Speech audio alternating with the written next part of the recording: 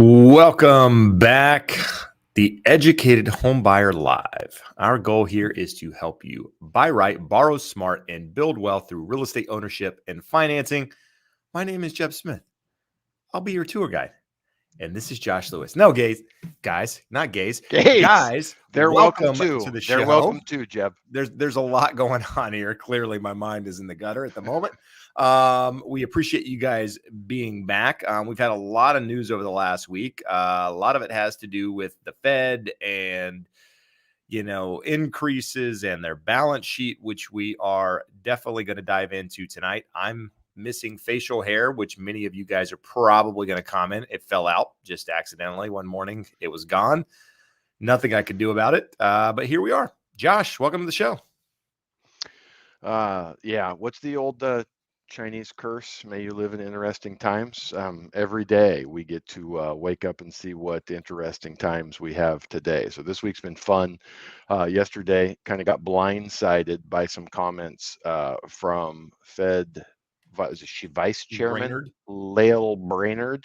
Yep. And then today we got the minutes that the minutes probably would have told us what she said yesterday anyways, which is kind of interesting, the way they leak things out. And I was telling you yesterday, the younger Josh would have thought that they're idiots and don't know what they're doing. But an older Josh realizes that they're crazy like a fox. They know exactly what they're doing, and they're trying to manipulate the long end of the curve. For those of you watching at home, we talked a lot last week about the inverted yield curve and how that's predictive of recession. Well, they're being accused of exacerbating it because Fed hikes push up the short end of the curve, and the long end of the curve has been staying relatively level. So they're making the inversion. Well, with what she's talking about is selling off their holdings of Treasury securities and mortgage-backed securities. Doing that will push up the long end of the curve and keep from being an inversion. So it's sort of like if you went to your doctor and said he wasn't going to use the thermometer because it would show that you had a fever. So it was just going to touch you on the forehead and guess what your temperature is.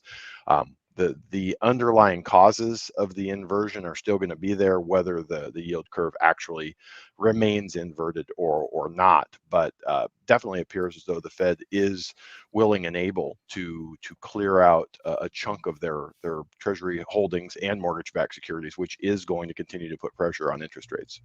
Gotcha. Yeah, and we've seen interest rates rise. I mean, significantly with some of these comments. I mean, not just yesterday, but just in general. I mean, today we got a little bit of retracement, so we got a little bit of it back, which is a good thing. The market didn't react quite as irrational today with the actual minutes coming out saying what they were going to do versus just the headline is what we read yesterday, which again, it's interesting. I mean, we've talked many times about the, where the 10-year is, and historically or traditionally speaking, how that translates into interest rates. There's, I think you said 1.6, 1.7% typically added to that Fed funds rate, and you get an idea of where interest rates were. So if today you're looking at, a 2.6, is that where we are on the 10-year? 2.6, 2.7?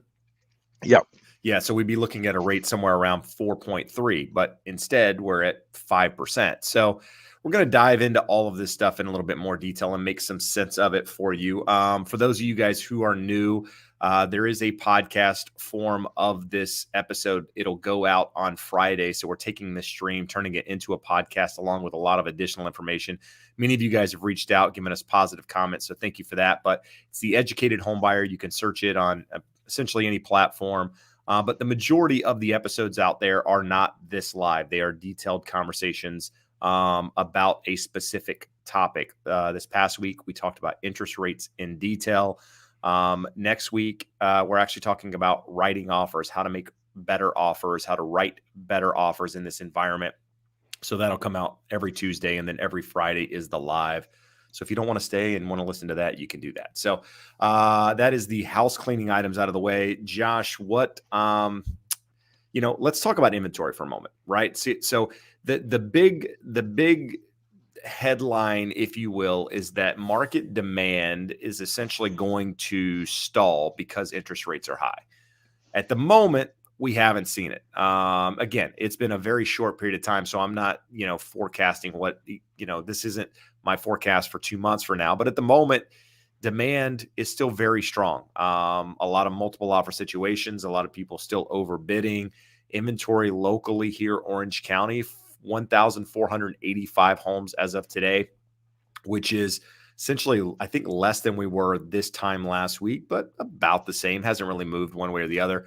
Here in Huntington Beach today, 83 active homes on the market. Last week we had about 100. Doesn't sound like a big deal, but 17 missing homes is a lot. I mean, it just puts all of those home buyers that are potentially looking, to bid. They're likely bidding on more of the same properties, or they're not bidding at all because they can't find anything, while at the same time interest rates rise. So hasn't had the impact yet that a lot of people think it's going to. In fact, we talked today, or we didn't talk, we listened rather to a stream with Barry Habib. Anybody that follows mortgage, at all, or really real estate probably knows the name. Been in the biz around interest rates for a very, very long time. Very good predictor of the direction of interest rates. In fact, we've quoted him in some of his, work that he's done in talking about interest rates. And, the big thing to take away, and we've mentioned this before, but to kind of rehash it, is that as the Fed, that's the country coming out in me, as the Fed starts to raise the Fed funds rate, typically inflation goes down and interest rates start to moderate. So in turn, interest rates eventually go down as well once inflation's under control. So, or in the process of getting under control. And we saw back in 2018, Josh, we saw the Fed essentially try to do what they're doing right now. I mean, it's not a mirror image because inflation was completely different at that time. But let's talk about 2018 before we get into questions here. What happened the last time they started to raise the Fed funds rate? They started to try to, unload their balance sheet, if you will, just to get people out there that aren't following this on a yearly basis, or, just to give an idea of what happened back then. The economy started slowing appreciably, and the interesting thing is when you look back and compare over time the similarity of the comments that were being made. Hey, we have a strong economy. It's appropriate to remove the accommodative stance. It's the right time to normalize policy. So what they did was similar. It had some hikes. They were unwinding the portfolio of mortgage-backed securities and treasuries, which it's not really appropriate for them to hold them. They used it as an additional policy tool to manipulate and push interest rates lower. So what we saw, Jeb, you and I were talking yesterday. Awesome. To 2020, other than COVID and every bad thing that happened in the world, for mortgage and real estate was fantastic. Rates went super low. Everyone got to refinance. Buyers got to buy at reasonable prices relative to where they are today, and very low interest rates. Well, if you take away all that Fed buying, not saying they should have done nothing. If I showed you the bond chart, it kind of went crazy for the 14 to 21 days from when COVID looked like it was coming to the U.S. to when it was here and people were panicking. The Fed needed to step in. What they didn't need to do after the initial shock and awe was keep buying all the way through 2021. So if we say that normal spread is 1.7, and a normal reaction should have been to take interest rates in terms of the 10-year treasury down, probably under 1%, but let's say 0.75%, means mortgage rates should have gone to about 2.5-ish. They didn't, for various reasons, for the most part, go quite that low, but they stayed low longer than they needed to be. So if the Fed hadn't intervened, things would have normalized in the 1.25 range where we were most of last year. Rates would have been somewhere in the 3.25, 3.5. And today, if that rate is right, if the 10-year yield is right, somewhere in the 2.6, even if it goes as high as 3 or 3.25, like some really smart people that we follow think it may peak all the way to 3.25, you still have an interest rate on most 30-year fixed a little under 5%. So when we look at it, we say, let's talk about that, Josh, because that's if that 1.6, 1.7 spread actually normalizes. At the moment, it's not normal. And So the reason why is because the market is, holders of bonds are scared to death that the Fed is going to do what they're saying they're going to do. So in the minutes that were released today from the last Fed meeting, when they only raised a quarter, which everyone in the world thought they might do a half, and the world could have easily withstood a half, they should have. But what they were saying is they've talked about decreasing their balance sheet by 95 billion a month. That's 60 billion of treasuries and 35 billion of mortgage-backed securities. Well, after that initial shock and awe phase of their buying in COVID, when they just literally bought all bonds for a month or two, they settled into 80 billion of treasuries. So they're going to sell 75% of the amount they were buying in treasuries throughout COVID. And then whatever 35 of 40 is, what is that? 85% of what they were buying each month in treasuries. Now, remember, as recently as a month or two ago, they were still buying mortgage-backed securities. Like, think how crazy that is, that these geniuses were buying as recently as 60 days ago, finally just got out and they're like, yeah, you know what? It's totally appropriate that we would sell now. So we talked before about buy the rumor, sell the fact. That spread has been getting bigger because holders of mortgage-backed securities have been looking and going, what happens if they do that? They might, they could. Now they're saying they will, but we saw these minutes get released. There was some shock and awe yesterday with Brainerd saying what they formalized today in this. But that's the reason why that spread has widened so much. If they sell 35 billion a month for the next 6 months, that spread will normalize as soon as the market sees how it's absorbed. Like right now, they're going, hey, what's the worst case? I don't know what the worst case is. Let me price for it. So that's why we have this big spread of like almost 2.5%, where it's normally 1.75%. So treasuries can and will go higher. Mortgages could increase less than that, if that makes sense. They're not going to defy the trajectory of treasuries, but they could increase less because so far this year they've increased more than treasuries have. And it's important to note, guys, it's not the runoff that's the problem. It's the fact that there's no reinvestment, that they're not buying, they're letting it run off and they're not buying anything back in the case of that runoff, right? That's what they've done in the past. And now they're saying, hey, listen, we're just going to let it run off and essentially not reinvest at all. And that's what the market is worried about. So Josh, that talks about interest rates. We'll get into where rates are as we go through today. Anything else, in the last week? I feel like I'm missing something, but not really. So we can dive into some questions if you're ready. Yeah, let's do it.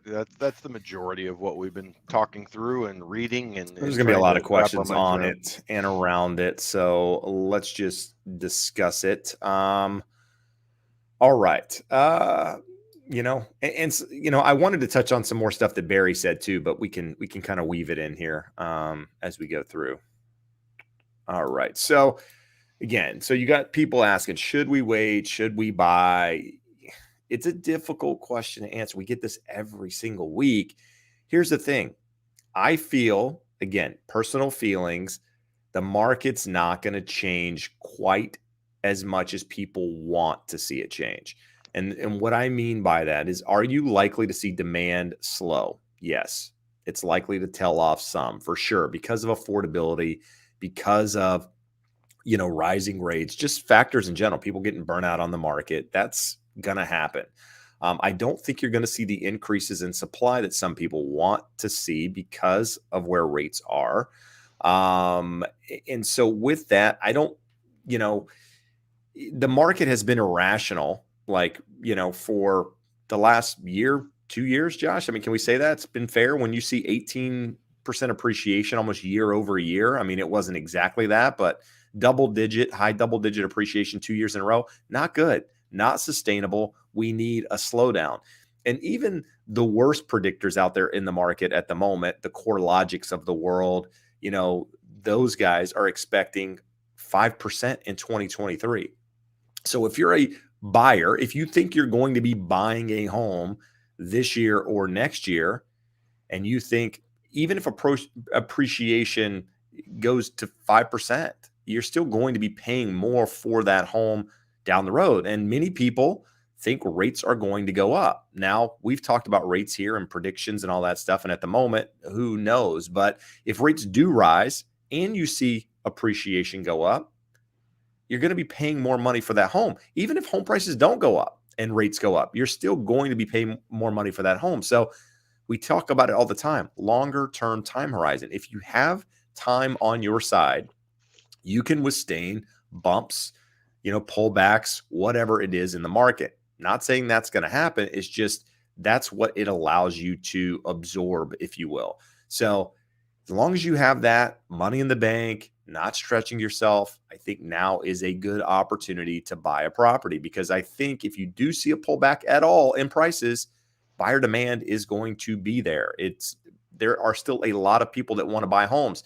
There are still a lot of millennials turning prime buying age. Guess what happens right behind millennials? Gen Z turns prime buying age. So you've got a lot of people that are going to be home buyers at some point, and there's not enough supply. Still not enough supply. They can't build it fast enough. So, Josh, what do you want to add to that?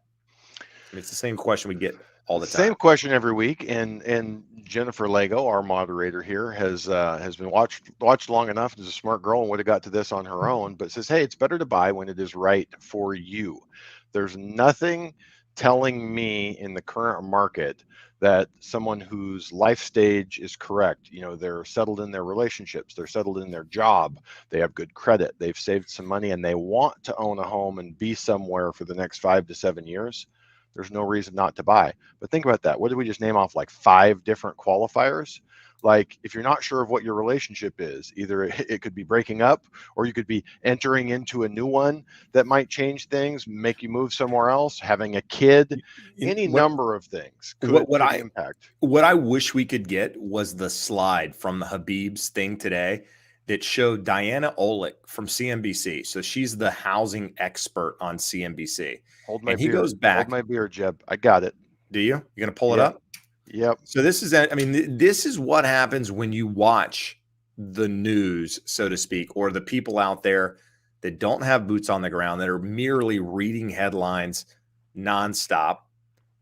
So I can't read that because it's clearly way too small on my screen. So hold on. I can make it bigger on this. There we go.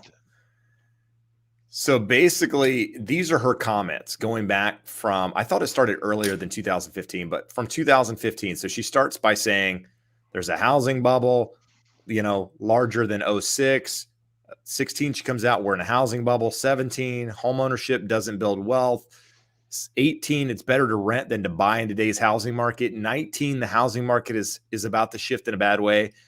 Again in 19, next year will be hard on the housing market, especially in the big cities. 2021, housing boom is over as new home sales fall to a pandemic low. And then you go and look on the right-hand side, what happened each one of those years with regards to appreciation. So if you started with a $300,000 home in 2015, that home, based on the median home price and appreciation in those market, is $505,000 today. So had you listened to Diana Olick in this case, you would have missed out on being a homeowner. Now, each case is a little bit different. Real estate's local. This doesn't apply to everyone. But what I'm trying to stress here is too many people get caught up in the, worrying too much about the value of the property tomorrow. And I talk about this all the time. What's the property going to be worth next week or a year from now? If you're buying for the right reasons, again, longer term time horizon, you're comfortable, it's as good a time as any so hopefully this little, screen in itself gives you an idea of, what's happened over the market. And, the Jeb, market again is expecting 5% next year. So add another 5% to that. This doesn't tell you exactly how bad it is. This tells you how much appreciation you missed out on. You missed out on $205,000 of appreciation. You would have dropped the principal by $30,000. So you'd owe about, with a 30-year fixed, you'd owe about $270 on that. That's if you borrowed $300. You would have put you know, say a 3% down, you borrow 290, so you would owe 260. You'd have $245,000 of equity. Now, if we overlaid here what has happened to rents in this time frame, they also have probably ticked up about 5% a year. So when we look at that, if we go from 3,000 to 5,000, 300,000 to 500,000, you're what, a 40% increase? Your rents increased 40%.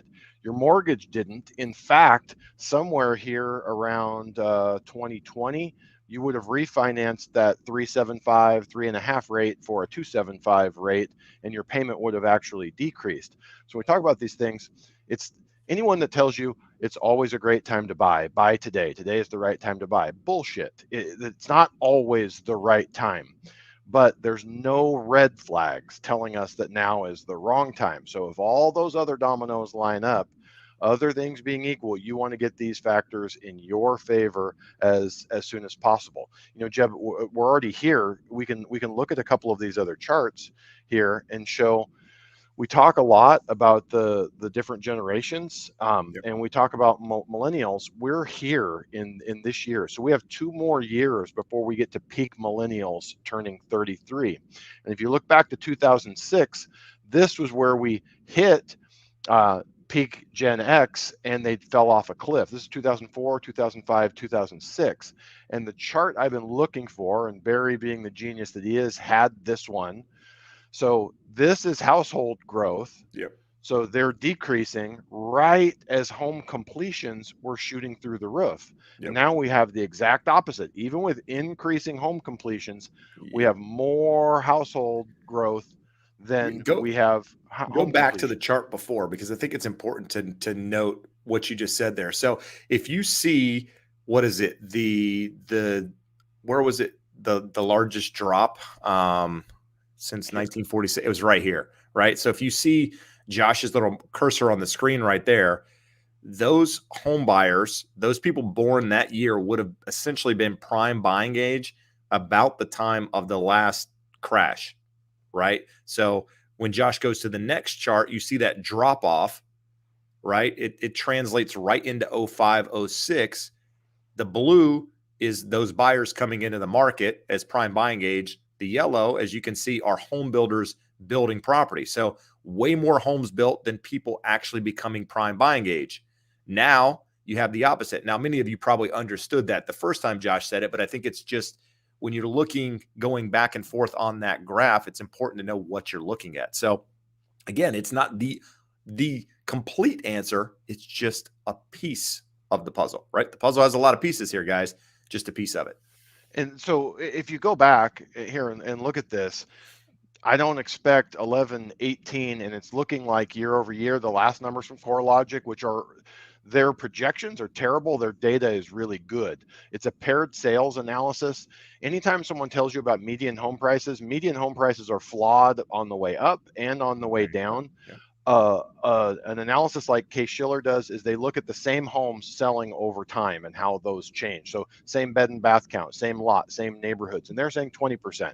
So I'm hoping it moderates soon, but again, we're looking at an even bigger number. Now, no one wants or thinks that can continue forever, but when you look at the supply-demand imbalance, when supply is limited, demand is high, prices go up. I think it's pretty reasonable that we look somewhere in the 3 to 6% in the foreseeable future once things get under control. So again, now we're up here in the $500,000 range. If you go forward for 5 years at 4%, you're looking at another $200,000. Well, the best part is 2022 is not even on here. Yeah. Right. So add another, I don't know, let's be modest and say 10% on the bottom of that thing. So that takes that 505 up to 550 at that point. So yeah, anyway. Lots of good data in there. Data can be used to manipulate and mislead. So always be careful. But all of that data is what gets missed anytime someone wants to tell you that there's a housing crash coming. There is no housing crash coming. The thing that can cause a crash is a massive wave of foreclosures. Most everyone is in homes at very low loan to values with low mortgage rates that they can easily afford. Homeowners are in a better position than renters. Feel bad for renters who over that same time frame have watched their rents go up 50% and they have no protection. Yeah, There's no control. equity. They don't have a fixed payment. They don't have it, they're not looking at their 2015 payment. They're looking at their 2023 payment. So you don't make decisions out of fear of missing out. You don't make decisions because I have to do this under pressure. But as soon as it is reasonable in your life and you are able and capable of buying and qualifying, that's when you do it. Yeah. And I'll leave you with the average homeowner in 2021 gained $55,000 in equity. Simple. I mean, and that's not counting paying down the principal, not counting the down payment they put down initially, how much equity they have in their property. You've heard us talk about $185,000 on average of tappable equity. It's because of, that's why, again, homeowners have a greater net worth, 44 times greater net worth than those of renters. But anyway, we're moving on. No, we're not going to move on because you said something amazing. $55,000 in increased home equity last year. What is the U.S. median income right now, Jeb? I wouldn't have known this. I Googled it. Median income? $62,000. It's $31,000. I know I was going high, but I didn't want to be too. I would have said 50. I didn't want to believe it could be under $50,000, but I'm thinking 50. So I'm like, 55 is probably more. That's why I looked it up. I'm like, holy geez, that's more than adding 2 of the median incomes in for a household in pure savings. Now, granted, we've talked about it. Home equity isn't savings. I can't put my debit card in or my ATM card in and pull that out and go spend it. It's not spendable, but it is real wealth. If you need it, you can get it in a reverse mortgage. You can sell the house. You can sell and downsize. It's more of like emergency wealth. Just ask yourself the question, would you rather be the homeowner that has an extra $55,000 year over year, or the renter who gets to pay an extra 10% monthly year over year? No. Yeah. And last thing I'll mention from what, the Zoom that we watched earlier is that, he does talk about, the increase in mortgage payment due to the rise in rates, right? And so in his example, I forget what it was. I don't know if you have the chart there where he pulls it up, but essentially the increase in mortgage payment because rates have gone up was $700 or something.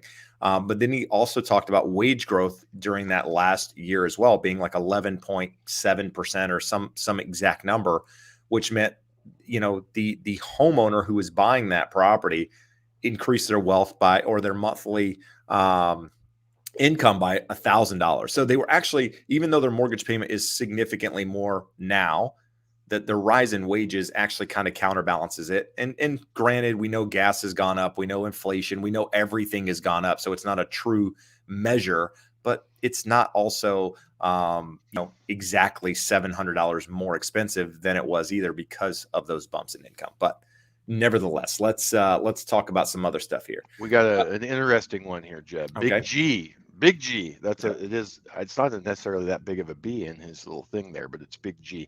So in California, own my home with my partner 50-50. Can he transfer his 50% to me without triggering a property tax assessment on the house?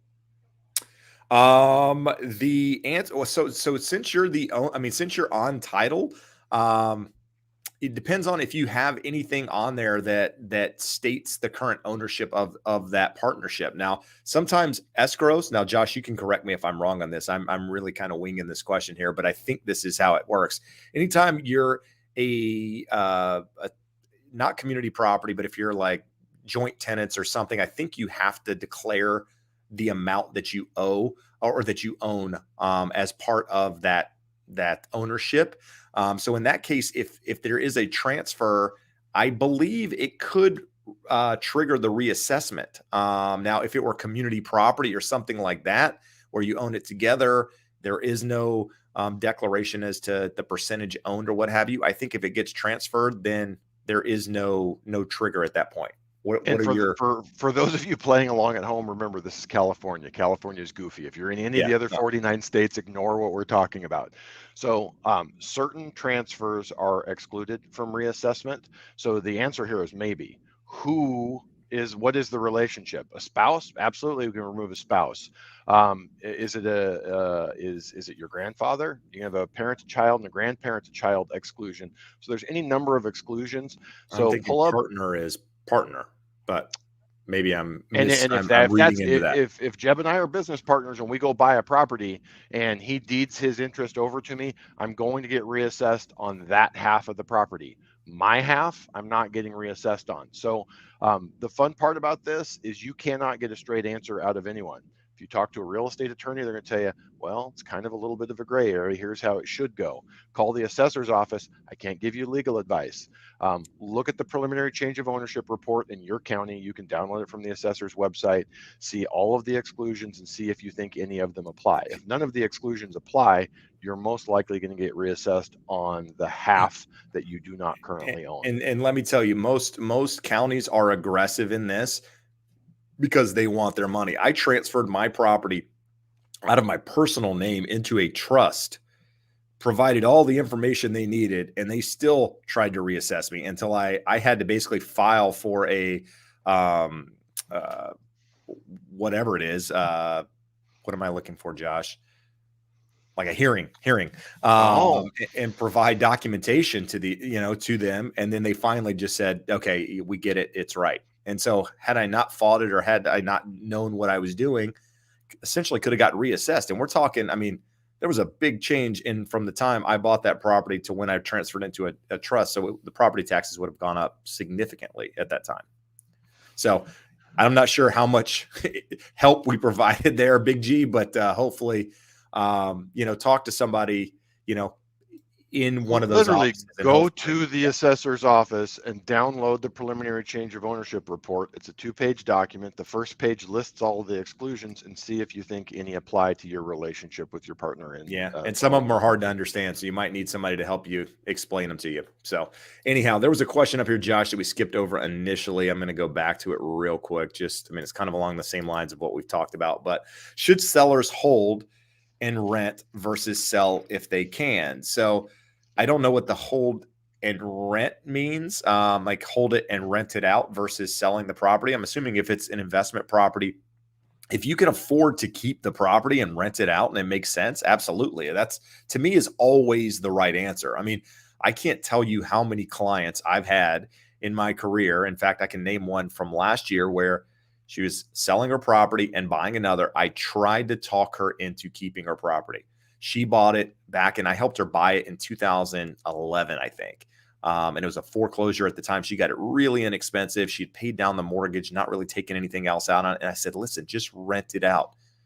She wanted to sell it, wanted to take the money and do other things with it. It's a gold mine. I mean, that property has gone up significantly, and it's in a market that is highly desirable. And the right answer is always keep it if you can keep it. But if it financially you can't, then I get it. But the idea of selling it in this market, selling it and doing what?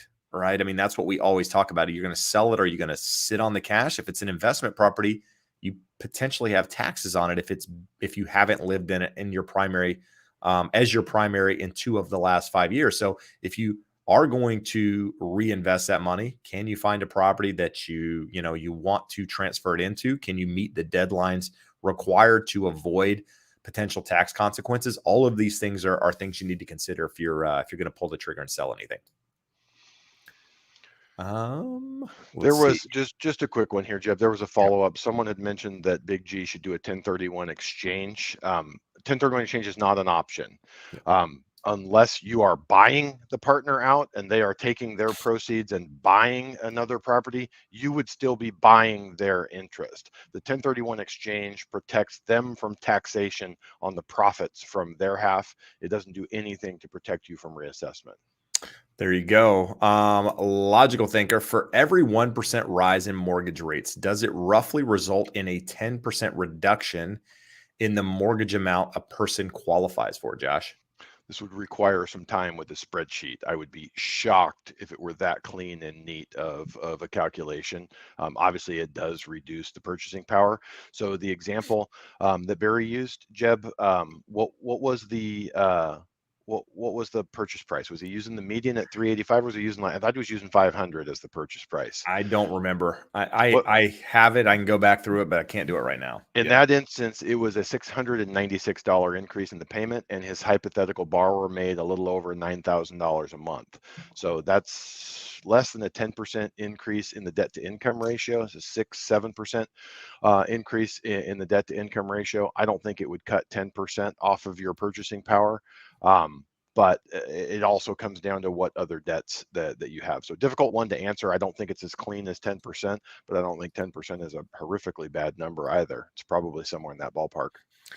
All right, good stuff. Let's see. We've got we got Willings in here looking for what's her name? The Why? wolf. Why is it Ashley Wolf? Why does Willing still have a Christmas tree over there in his? Dude, it's always Christmas, and he lives in the North Pole. I got you.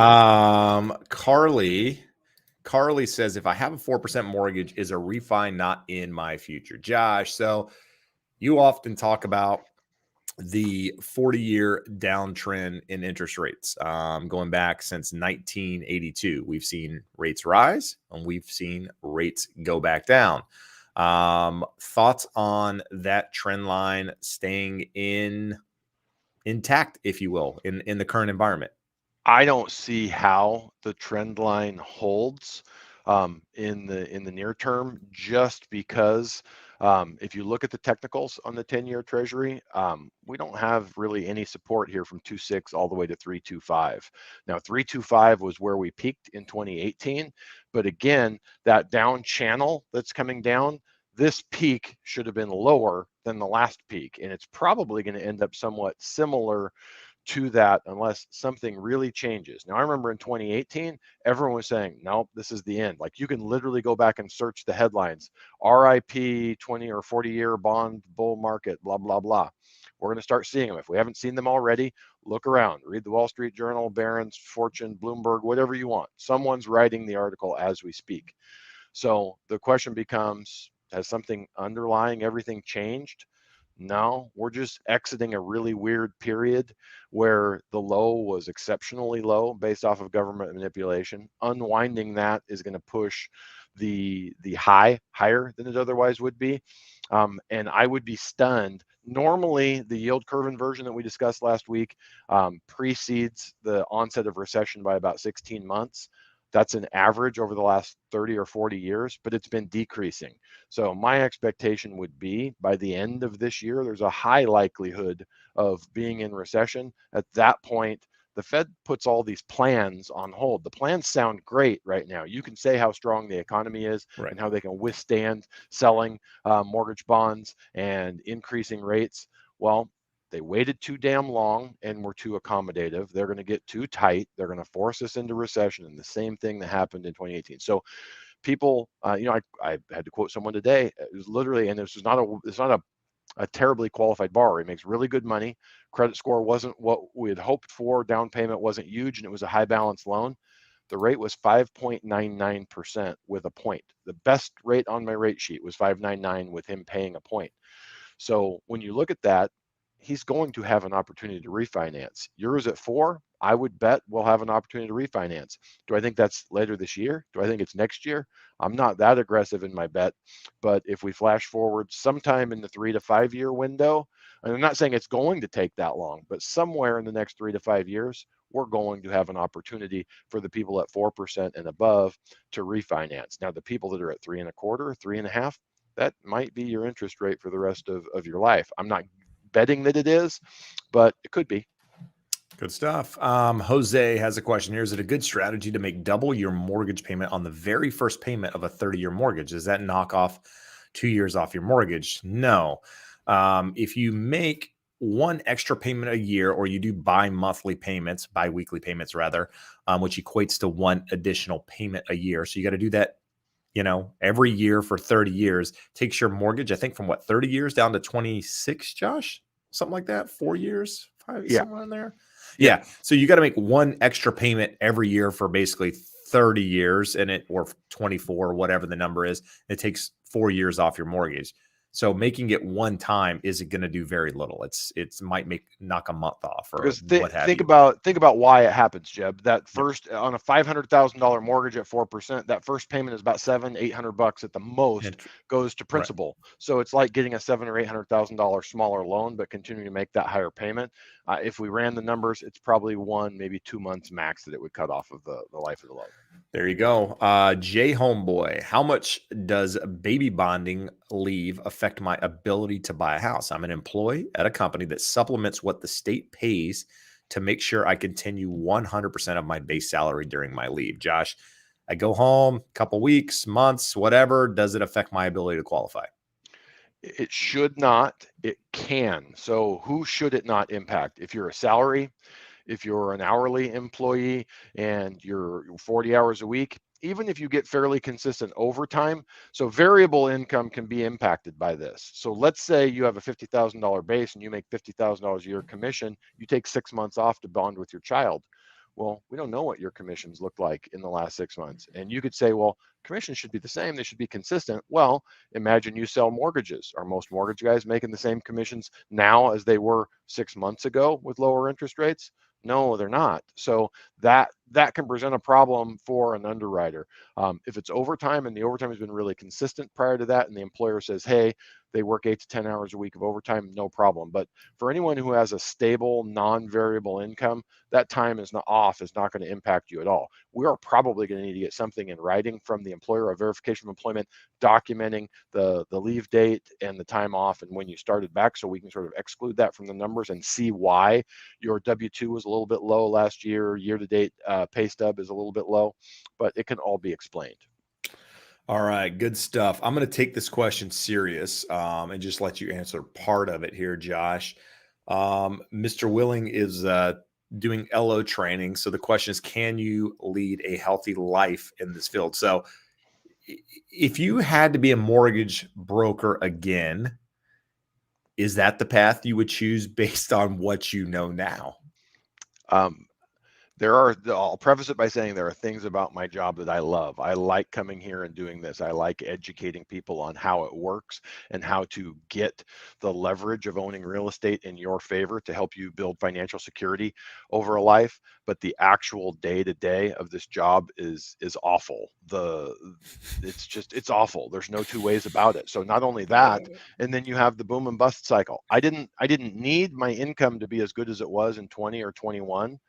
And I don't enjoy sitting here having to project and see where things go out. It would be awesome if you could go, like, here's the thing. My pay is not based off of my performance. I could be awesome in a year when rates are 5.5% and home prices are really high. I could have been shitty in a year when rates were 2 3/4 and got paid through the moon. So for me, and maybe different personalities are different, I would love to be in an industry where I could be paid off of my performance versus market factors having as much of an impact. And if anyone doubts that, like, I think I'm really good at my job, but if anyone doubts that the market has as much to do with your income, I mean, it's all magnitude. Someone that's really good is going to make tons of money in a good market, and they're still going to make money and get by in a bad market. But we have people who are terrible at this business who do well in a really good and easy market, and then they're gone and washed out in a bad market. So that's the difference. If you're good and you're a professional and you're committed to it, you're going to be fine. But it's hard. Life is hard as a 100% commission salesperson if you work for someone else, or as a basically 100% commission business owner myself. So not only do I have to bring in deals to pay my bills, I have employees that count on me paying their bills. And I don't mean that I'm giving them handouts like welfare. They're here working the same as I am, but it falls on my shoulders of making payroll every month. So the stress and the worries and the concern, one of my favorite people on the internet is a guy named Scott Galloway. Check him out on YouTube. He's a professor at, I think, NYU, somewhere in New York City. Tech guy that taken a couple of companies public and made tons of money. And he says, the logical thing to do is get a good degree, go work for a big company, do well, work your way up the food chain, max out your 401k. Get a pension, max out your 401k. Yeah. It's boring. It's terrible advice. It doesn't sound fun to a 25-year-old or even a 30-year-old, but when you're closing in on 50 and you look back and you go, That wouldn't have been bad advice to take. Yeah. The only advice I have to give you is that it's not as flexible as you think it is with any of it, real estate, mortgage, whatever. So just keep that in mind. This old ball and chain never leaves. It's always with you. There you go. Let's see. We got some more questions here. So Michael says, should I list my house a little above market value? I would ask you why. So if market value is, let's just hypothetically say 300,000, you want to list it at 310. Like, what is the reason for wanting to list it a little bit more? I don't know that there's anything wrong with it. I'm just saying, why? Is it because you don't think you're going to get that price? It's almost like a scarcity mindset in trying to do that. What I've learned in this business over the last couple of years, I mean, it goes back further than that, but more so in the last couple of years, is that if you price it right, typically speaking, it's going to go higher than you think it's going to go anyway. That's what I've seen happen. But I've seen the opposite happen, and homes that are priced high to start with end up maybe selling at that price that you listed it at and maybe not going above it. And so it really depends. It's, it depends on how much far above it you're looking. I mean, we're talking $5,000, probably not a big deal. If we're talking 50,000 or, depending on what that actual percentage is, might not be the best advice. I would say, that's one thing you're doing. If you have a real estate agent that you're paying a commission to do, use their advice. They're the expert. They're the person that you're essentially counting on. And if you're not counting on them, then you need to find somebody else that can give you guidance. But that's my thought. But I will say, in this market, I've listed a couple houses higher than I thought they should list for, and they sold above that price too. So, but things are changing in the environment a little bit. And like I mentioned to begin with, we don't know the effects of it yet, right? It takes weeks, months for some of this stuff to play out. And right now we're just kind of, putting our theories out as to what we think is going to happen. Time is eventually going to tell us. So, listen to your agent. That's my advice. Yep. Jeb, I got a couple of thoughts here. When I saw the question pop up, I said, what we need is a stream deck where we can just play the best recorded answer to this question that you've had the 10 times we've answered it. Because there was one that came up when we were at a different point in the show, and you had about 10 or 12 minutes to go into it the other week. And so first of it was like, okay, it's the same question, but it's interesting. We get slightly different answers every time, and you had the longer, more detailed one. That was a great answer, but I love the one that you gave a week or two ago when the gentleman asked if he should list his $350,000 house for $400,000. I don't remember what I said. Enlighten me, please. Well, it would bore everyone because you already answered the question. I'm going to get the recording, and I'm going to get a stream deck, and I'm going to go like the top 10 questions. I'm going to queue up where we just push and it plays the canned response. They'll wonder, hey, Jeb grew a beard. Hey, his beard's gone. It'll be different. Should I buy a house? Bam. Right good there. Stuff. Sound like Emerald. We've got the comment of the day, and then the serious. It's already too early. So John Doe, he doesn't even want to claim this, doesn't want to own this comment. He's watching from the Kinston Mall food court as if there Kinston is Mall's Kinston closed, Mall. bro. Kinston There was one? Time. Oh, absolutely. I was stunned that there ever was one. Bro, you make it sound like it's a one shining back in its day. Okay, well, he's there at the food court. He got some Grant Hills. He stopped at Kay's. These clowns want 15% interest for a 10-carat herringbone. No thanks. I'm not in. There's too many people here that have no idea what any of the backstory is. I'm impressed that John Doe has been taking notes and knows all. John Doe might be from Kinston. Could be. Well, he's in Kinston, but now we have here. Second, we'll follow up here. Another comment, but a serious one here that I had not really thought forward through. So Stephen says the Fed's creating supply destruction. The low rate fixed 30 has become the asset. And that's true, Jeb. How many people who would otherwise be considering selling are saying, I'm at 275, and if I sell, I got 475. I don't know that that's 80% of the sellers deciding not to sell, but is it 10%? Is it 12%? Is it 22%? There is a proportion of people that are just like, yeah, I'd be in the market at the right rate, but not at this rate. Well, so I'm doing a video. I mean, it's coming out on Monday, and I run through some numbers of potential sellers, right? And I take an example of some clients that I know that bought a house for say $750,000. We're able to get a rate just under 3%, under 3% at 2.99%. And so, this is back before the market went bananas, and their payment, let's see here. I have it written down because I did the video earlier, but their payment would have been, say they 750, they put 20% down. So they'd be financing a $600,000 mortgage. Their payment, $2,526 per month. And taxes on that, here in California, $781. So mortgage payment was $3,307 based on that, not counting homeowners insurance or any of that stuff. So, but those people today looking to buy a house, 750 back then, 3-bedroom, 2-bath, 1,200 square foot house. The next house they need to move up into is at least $1,250,000 to give them a little bit of square footage more than what they have now. Might not even give them the square footage, but they're currently in a townhome at the moment. To get a single family home that's probably comparable in square footage, but gets them a single family, is at least $1,250,000. And there's not even really many of them out there to begin with. But that $1,250,000, if they put 20% down, they're financing $1 million.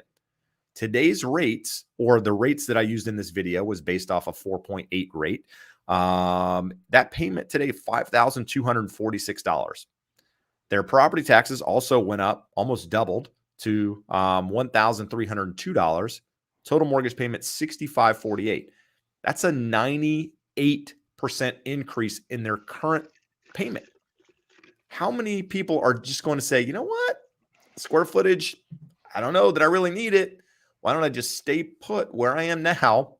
I've gained a lot of equity and not sell my property. That, to me, is the risk of these low rates, is that it prevents people from selling, and rightfully so. I mean, no pressure for anybody to sell, but I think it presents problems down the road if interest rates do stay high. And because, property tax, all of that stuff is more expensive today. So one of the funny things, Jeb, people always like to point back to, oh, what's going to happen is second mortgages and assumable loans are going to get popular. Well, cool. All of the loans that were done in the 2s and low 3s, they're not assumable. They have a due on sale clause. So a second mortgage wouldn't work even if they were assumable, because when you've appreciated 40% in the last 5 years, a second mortgage of 20, 30% is going to be required, or a big down payment to assume that loan. Second mortgages are at even higher rates to the first, then you start looking at the blended rate. So it's not really a solution. But Jeb, I enjoy this when the comment section sort of works through things and gets things figured out before we need to get involved. So St. Rick says people need to exercise patience. Whether you can afford it or not, buying anything at the top is dangerous and irresponsible. So before you say it, let's follow the next one.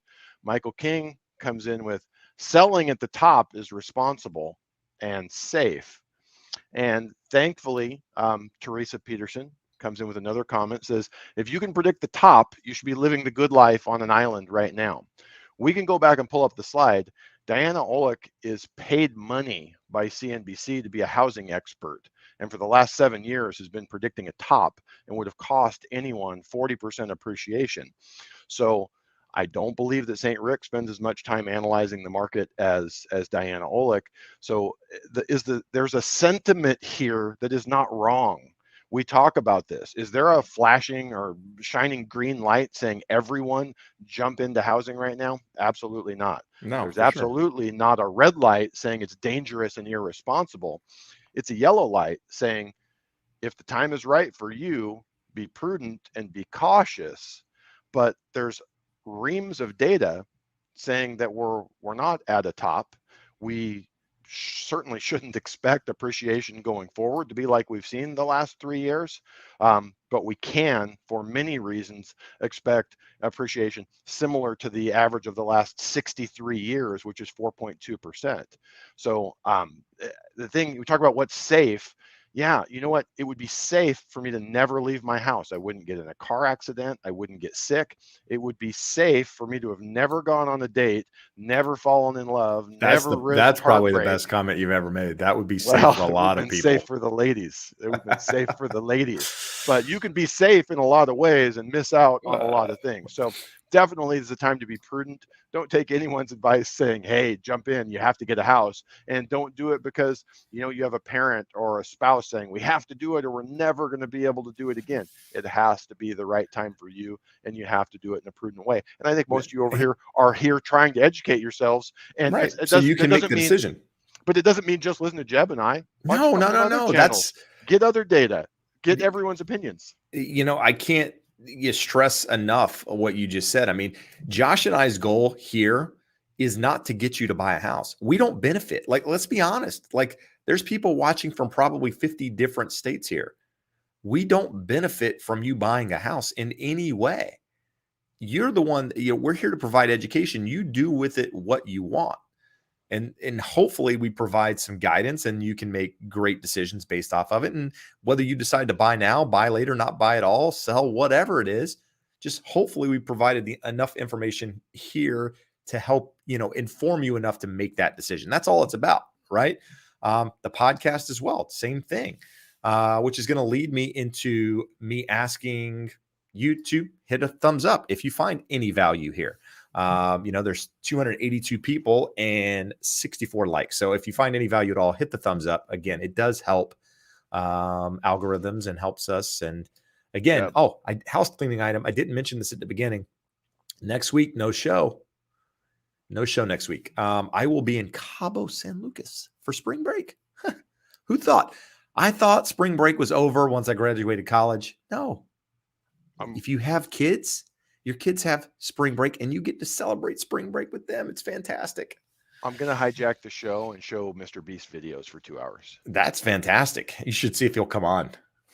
He's from North Carolina, dude. He's from Greenville, where I went to school. So maybe we can get him on. If anybody knows Mr. Beast, tell him I want to have him on. The King of Kinston wants Mr. Beast on the show. That's great. So Jeb, there's another housekeeping item that you failed to complete last week. And you need to get to this week. Who won the t-shirt? Oh, let me see here. I have it. Hold on. Joshua Lewis. It was Debbie Camacho Franco.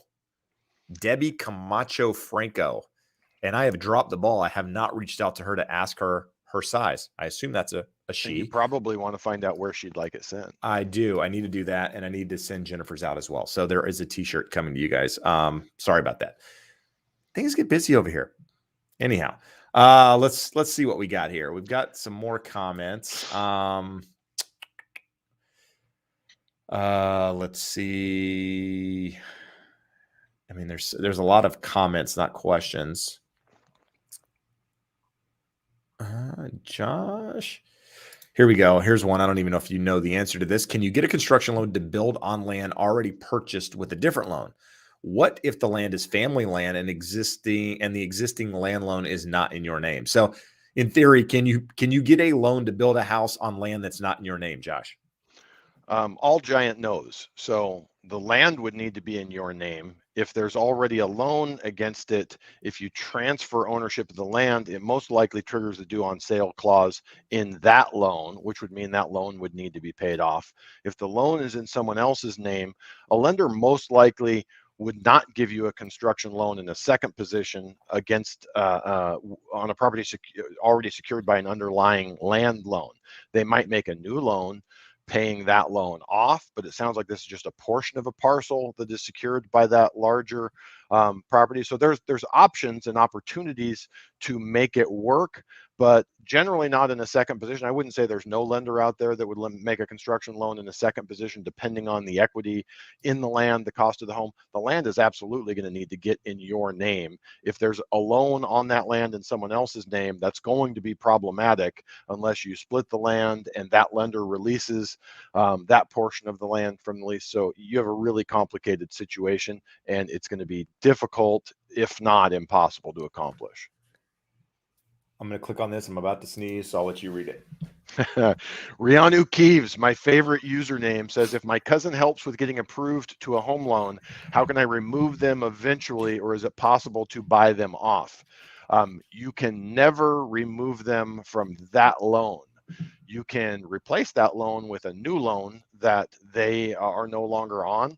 you can take them off title to the property, and in that instance, they still are liable for the loan and they have no ownership in the underlying property, which can be problematic for them. So your best case, we did this for a bunch of people the last 2 years with rates lower, had someone co-sign for them. Rates go down, they're in a better financial position, they can qualify on their own. The co-signer comes off a title, comes off of the loan, and is completely relieved of all their liability. Good stuff. Let's talk about locking rates, Josh. Dominique says, been talking to my lender about locking in a rate less than 90 days from closing on a new build. My lender is saying to wait, that it's too early to lock in due to home not being, I'm assuming, completed. So Josh, thoughts on that advice, if you will? I think that's an interesting answer. We talk to a lot of people who are buying new construction and talking to us and talking to the builders lenders. The builders lenders are employing some new strategies that I haven't seen, buying forward commitments out 90, 120 days to lock in today's rates and offering terms that a lender who doesn't know that, hey, in June I'm going to have 100 units that are going to need about $50 million worth of loans to secure. So that's an advantage that they have. I have a client who was very happy with us, was absolutely not going to use the builder's lender. The builder's lender called up and said, hey, we have a time machine. We can lock in the rates from last month because of this forward commitment. So long way of saying most builders are dealing with this because they don't want deals falling out. They don't want rates to go up another 0.75%. We get to closing in June or July, whatever that shakes out to now. And Dominique says, I can't afford a 6% mortgage rate. So interesting that the builder's lender wouldn't, or you're saying your lender. So I would talk to the builder's lender, see what they're doing and what they're offering, and talk to your lender. Like a 90-day lock is expensive and rates are high, but at this point, the expectation is there's nothing stopping them from going higher. Nothing's going to make us happier than we can come on here on a Wednesday and say, hey, here's the beautiful technical chart that says we've seen the end and we're now in a downtrend in interest rates. There's nothing on the horizon that I'm seeing that says rates are going to stop increasing. Hopefully the pace of the increases slows down, but they're going to trend up for at least the next 3 to 6 months, at least through your closing. Good stuff. John asked again, did I end up buying a rental yet? No. So many of you guys know I've been looking at rental property to buy. In fact, the market that I've been looking in, there just really hasn't been any properties that have come up. It's interesting to me because here in California, most of the communities that you buy in don't have some restrictions, in the CCNRs that limit investment properties, that limit all of these different things that I'm coming into contact with. So I'm getting emails of properties that I would potentially be interested in, but my agent's like, no, can't buy that one. They don't allow rentals there. You can't do this because of that. So it's interesting to see just different dynamics, but overall the inventory is very, very low in that market as well. And there's a lot of investors buying and a lot of people just in general buying. So I'm not having any luck at the moment. So yeah, I put an offer in on one. It's probably been about 6 weeks now and didn't get it clearly. And should have. It'd be interesting to see. I don't even know where rates are at this time. Initially when I was looking 25% down, buying it on an investment property, 200, it was a 225, 215, somewhere in that ballpark, purchase price. So loan amount was 170 something or somewhere in that ballpark. Rate was, I think, 4.625 or something on an investment property at that time. It's probably 6% now. I have no idea. So I'm not even sure the cash flow makes sense at this point. It'd be interesting because nothing's come up, so I haven't had the numbers rerun, but still looking. Just pay cash for it, Jeb. Jeb, I got an interesting one. Isaac tuned in late. He didn't hear the update on our market, but he says that inventory is increasing on the West Coast, and we're seeing more price reductions. So here's the thing. We always talk about all real estate is local. Mm-hmm. That could be possible. It is certainly not true on the West Coast. We're on the West Coast. I have family in Washington. I have friends that do loans in Washington and Oregon. The entire West Coast is still appreciating at a very rapid clip. I write 25 to 30 pre-approval letters a week, and if we're lucky, 1 or 2 or 3 of those get accepted. So Could you tell me there's an area where you could show me data where there's price reductions and home prices increasing? Absolutely. I'd love to see it.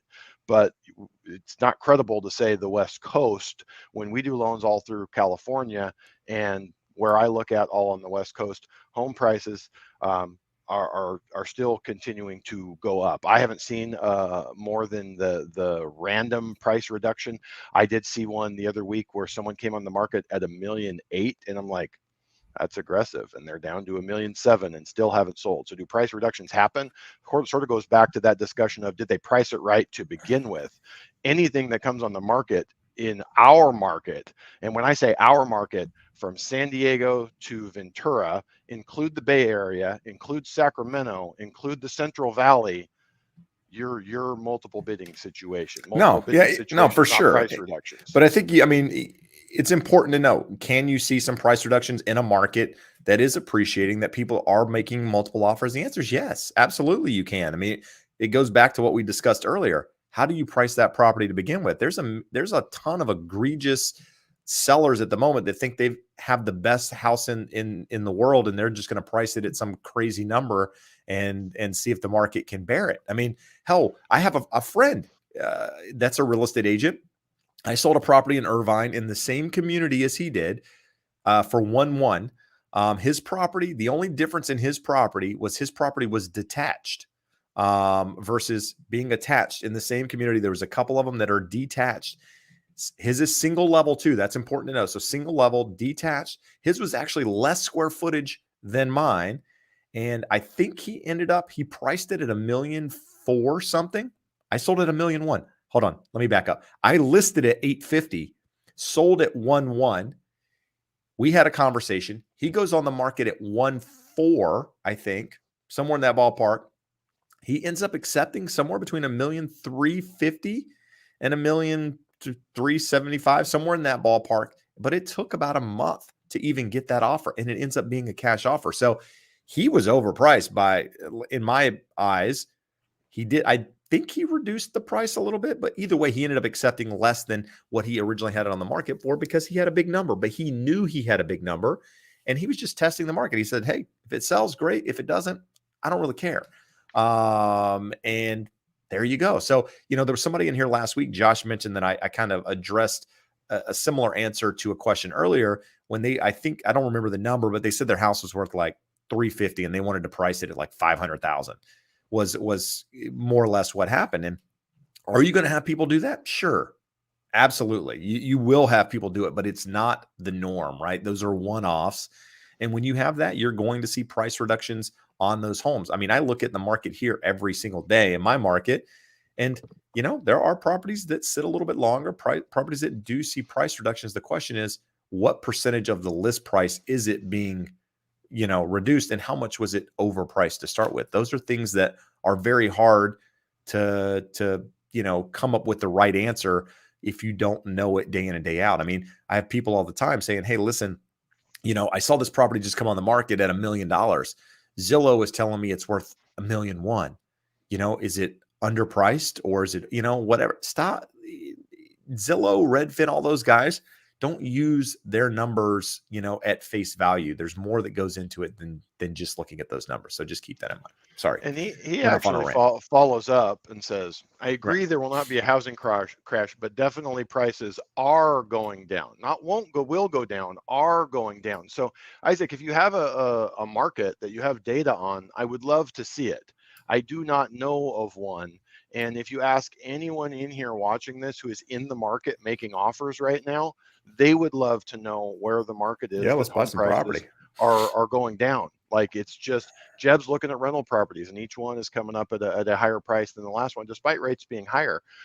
Is there downward pressure on the market that is not being reflected in prices?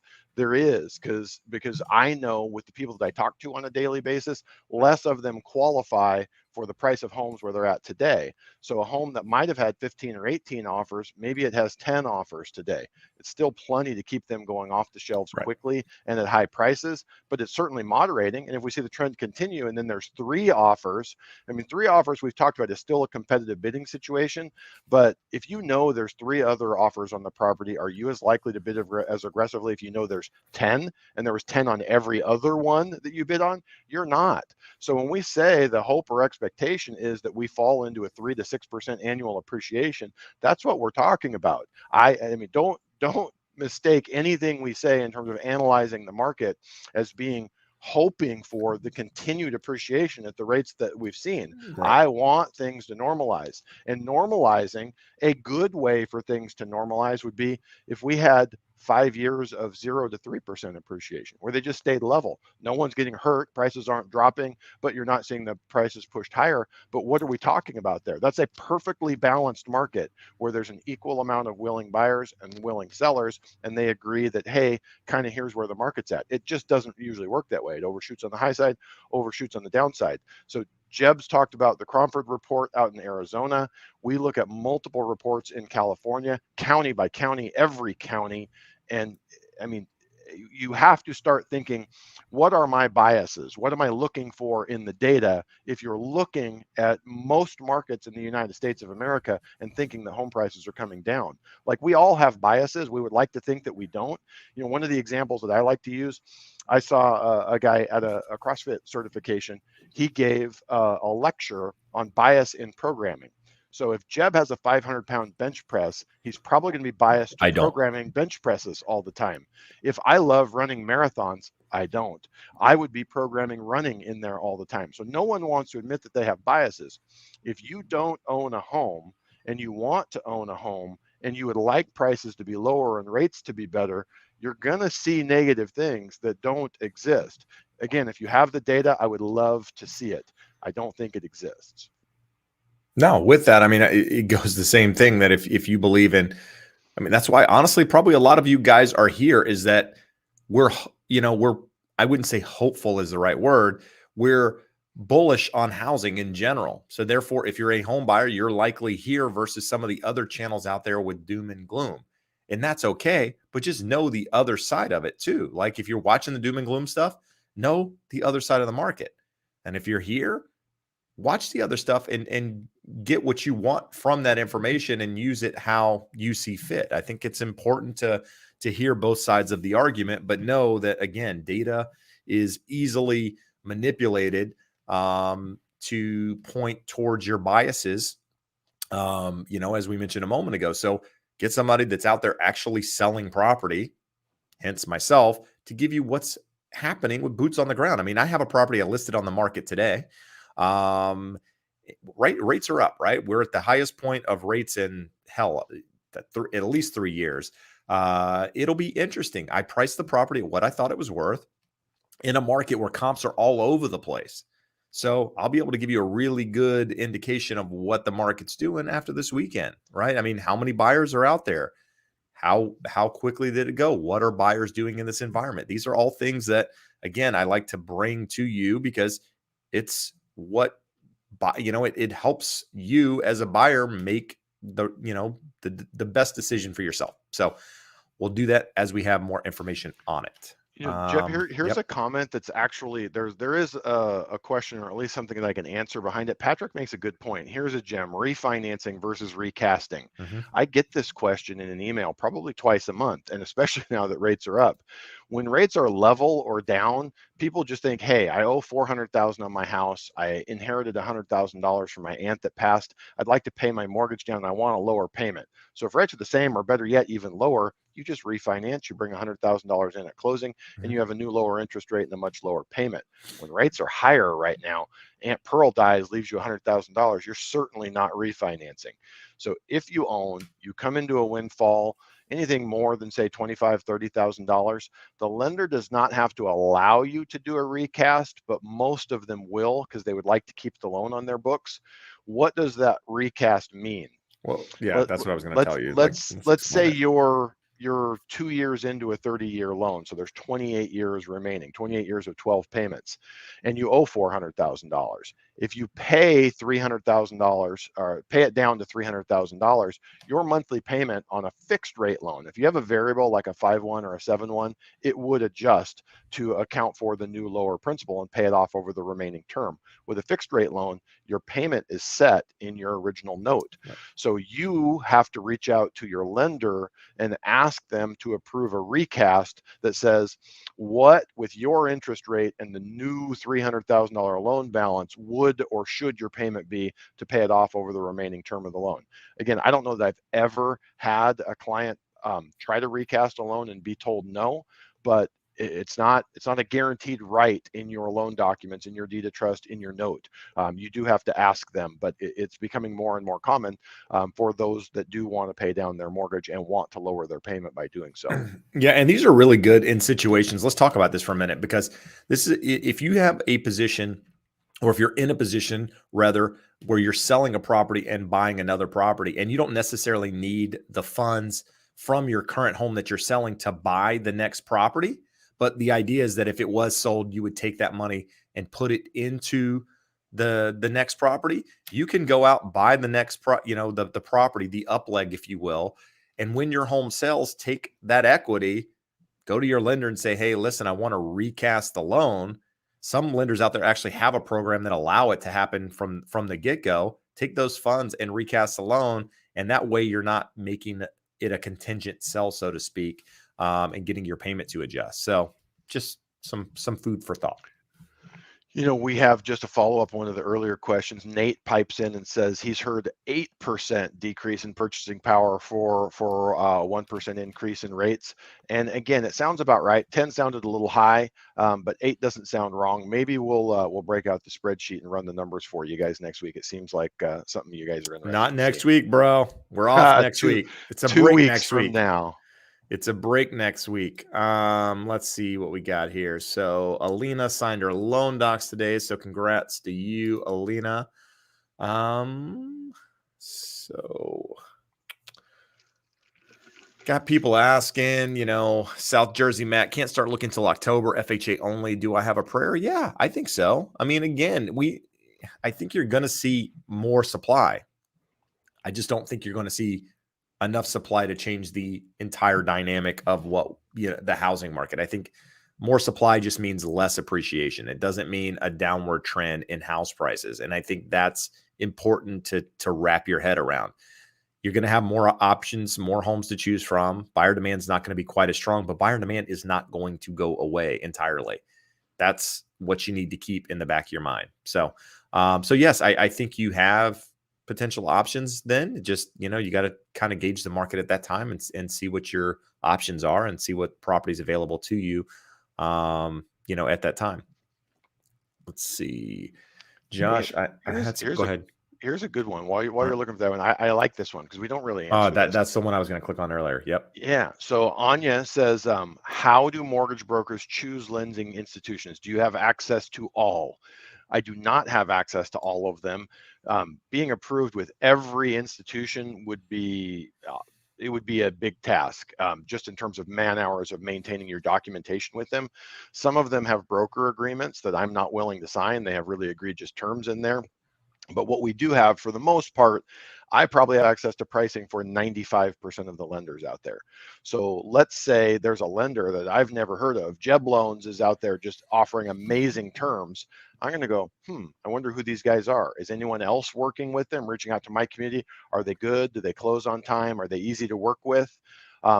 Those are the things we're looking at. The easy one is to put it into a tool like Loan Sifter, where we put in the terms of your loan and your qualifications, and it comes back and gives us a tiered list of who has the best terms.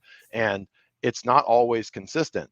If you say, hey, I want to pay a point and buy my rate down, it could be one lender that has the best price. If you say, hey, I want a 2% credit to put towards my closing costs, it could be a very different lender.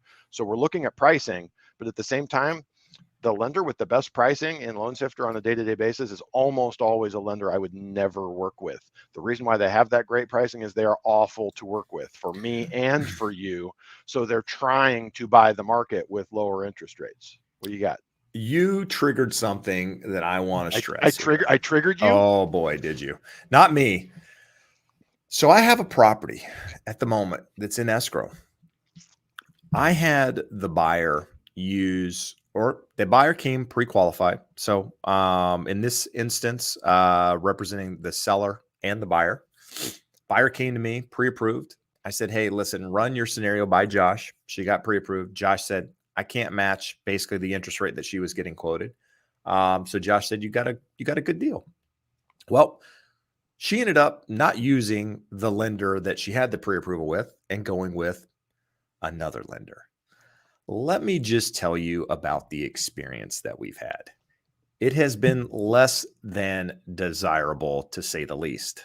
We were supposed to close, a week ago? A week ago yesterday. Finally got loan docs out today. And that's not the problem. A week's not a big deal to me, right? As long as there's Depending on the communication. transaction, this transaction, it's not. Some transactions, it is. No. It was a 17-day close of escrow, and it's going to end up being probably 24 days. It should close tomorrow. They signed loan docs today. But here's the caveat. The loan officer on the other side, I had to go above his head and reach out to my network to find out if anybody knew a higher up in the company, because I couldn't get this guy to respond to anything.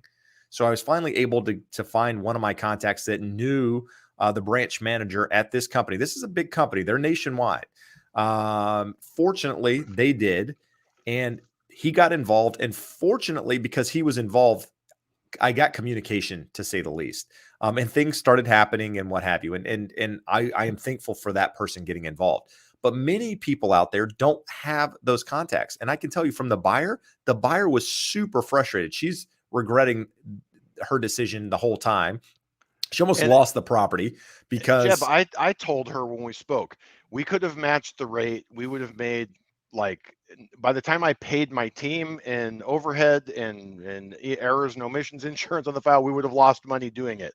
So she had really good terms. It was a lender she had closed 2 loans with before, and it's someone that I happen to know. Like, a lot of times when I see numbers like this, I will call bullshit. I'll be like, you're going to have the same experience you're having with the current lender you are.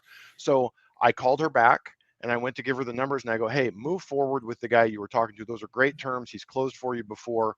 And we got updated, refreshed numbers. She goes, oh, I actually just locked it in with another lender. They beat them by 0.25%. And I said, please send me the loan estimate. I want to see that it says that it's locked.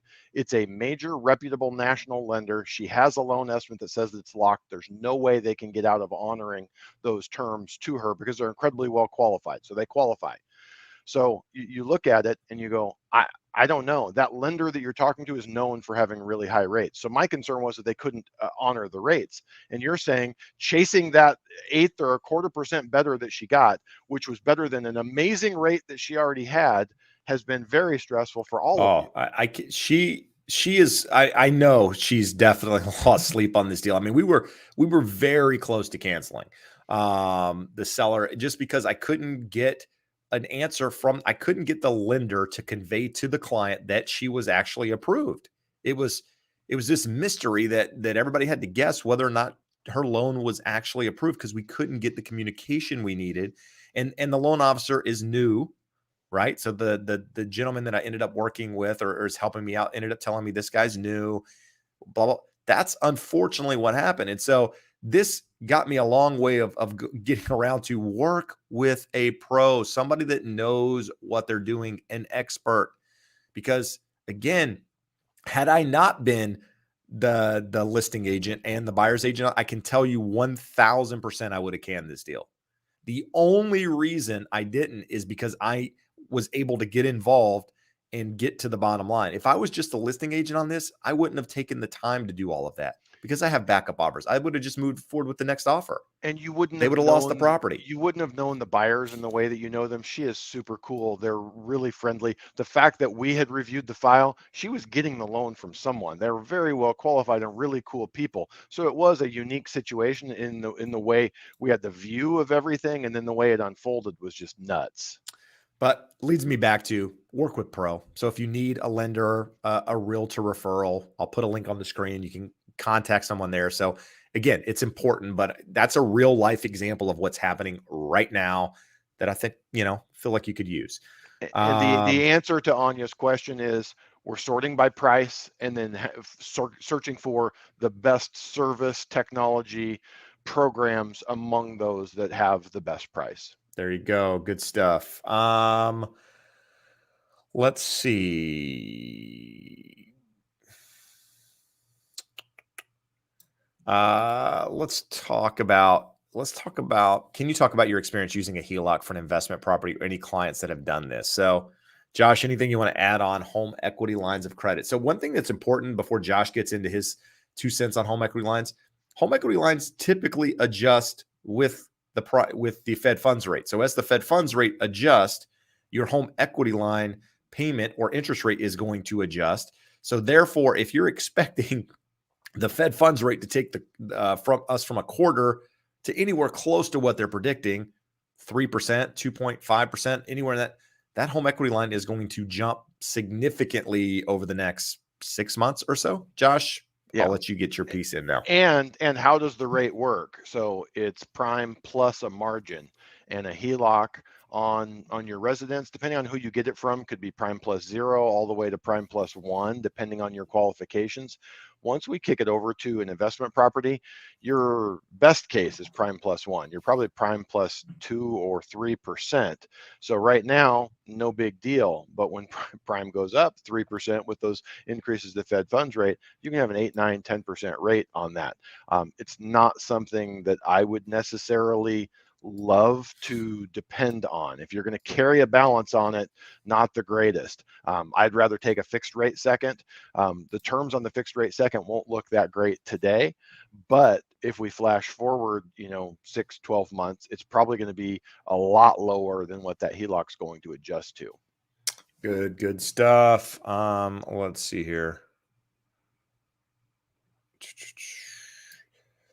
Yeah. I'm seeing a lot of people talking about buying, when they started the process looking at interest rates, they were like 2.75. Now they're, fortunately Galthaman was able to get one under contract at 3.75, but many people are looking at rates today at 5%. I mean, hell, I have I won't call them clients, people that I'm helping at the moment, or I haven't really been lately just because the market has gone bananas, but I was helping them look at buying a property and making offers 6 months ago when rates were sub 3%, 2.75% or something.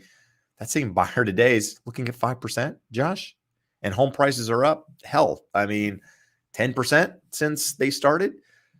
It's going to be interesting to say the least on whether buyers like that continue to try, or if they just, have the mindset of I'll wait till things come back down, because that has been the mentality for a lot of buyers over the years is I'll just wait, right? I'm just going to wait till things come back down. I'm going to wait for home prices to come back down. Now I'm going to wait for home prices and interest rates to come back down, because it wasn't just one thing. Now it's two things. And so don't get caught up in the waiting game, obviously not putting you on pressure, not putting pressure on you to buy something immediately, but just, make the best decision for you. So, Josh, I saw another good question here. Is anything you want to click on? Here we go. This is something I want to talk about. Sorry. I wanted to start the show with this. I keep hearing over and over again, people talk about or comment on my videos. Hey, my friend told me they're a mortgage professional, they're, I won't say professional, they're in the mortgage business.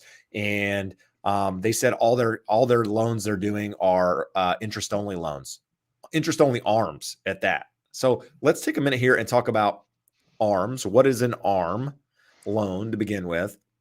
Are you seeing a lot of them? We've talked about that before. Interest-only ARMs, are they popular at the moment? And then just kind of maybe pros and cons. Jimmy, good question. It depends on the type of loan and who you're getting it from. So we talked about this last week. Until very recently, our portfolio lenders, so lenders that are doing non-QM loans, those aren't portfolio, but lenders doing non-QM loans love to have a hybrid ARM that's fixed for 5 or 7 years versus the interest rate of a 30-year. Portfolio banks and credit unions love to have a hybrid ARM. Some of them will not do a 30-year fixed. So some of the unique jumbo product falls into where there's a big incentive to take a 5-1 or a 7-1 ARM. So when you're looking at a 0.5% savings, it absolutely makes sense. So let's give you a couple examples. Jeb and I, when this came up 2-3 weeks ago, we priced a few things out. And for your standard Fannie Mae, Freddie Mac, $500,000, $600,000 loan, there was no benefit. Like, it was literally a note rate to note rate, it was more expensive. I priced one this morning. We have 2 lenders that now look very different than everyone else, that I don't know where they're selling these loans or how that market changed, but on a standard Fannie Freddie, it was about 3/8, almost a 0.5% better on a 5/1 arm. So it comes down to the average tenure of home ownership now is 11 plus years, closing in on 12 years. But the average duration in a loan is, after the last few years, it's decreased, but call it 4 to 5 years. So for most people, a 5/1 arm, a 5/6 arm, and the 1 or the 6 just means it does it adjust monthly or every 6 months after the fixed period. The 5 tells you it's fixed for 5 years, 7 years. So you're buying insurance against higher rates for the next 5 years. If you move or rates drop and you refinance, you win. You paid about a 0.5% lower interest for that time frame. And if you want the 7 year, it's probably going to be a little less savings than that. But I can tell you, I priced a jumbo loan earlier today. It was 4.75 if they took the 30-year. It was 4% on a 10/1 arm. Now, when you're talking a 10/1, like, that's a no-brainer. Like, for 99% of people, fixing a rate for 10 years is more than enough insurance against higher rates. There will be a refinance opportunity somewhere in the next 10 years, or you're going to sell and move away from that home. So those are the things that you're looking at and measuring. Just do a side-by-side comparison. We talk about the numbers never lie. Here's what the 30-year looks like. Here's what the 5 or 7 or 10-year fixed looks like. How much am I saving on a monthly basis? And is that, to me, enough compensation to take on the interest rate risk? Again, with a 40-year bull run in interest rates, to me, I think for a lot of borrowers, it is. But we have to run the numbers on your specific scenario with your qualifications and see, are we getting that 0.5% savings to a 30-year fixed? Now, and go, let's talk about, let's not talk about right now rates. I mean, you didn't even touch on this part, but are you seeing a lot? Because the worry for a lot of people is that something repeats of what happened before, right? And you and I know that's not going to happen. But people's argument is, well, what happens is when home prices decrease, not going to happen anytime soon, and these people's arms, their adjustable rate mortgages have to adjust, then they're going to be in a position where, they're going to have to sell, or they're not going to be able to refinance or whatever. So are you seeing more people do 30-year fixed terms? Or are you seeing more people do, shorter adjustable terms?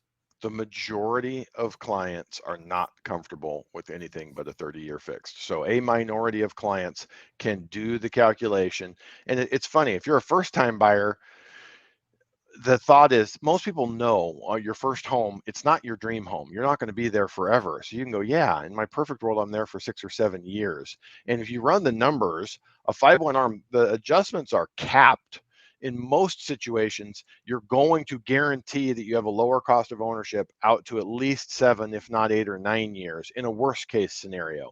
But most people, when we run those numbers, they look at it and they go, it's not enough savings. I want the 30-year fixed. So in essence, it's like a 60-year-old buying a 30-year term life insurance policy. You don't need to insure your life to age 90. You might need a 10-year policy to insure your life through the rest of your earning years.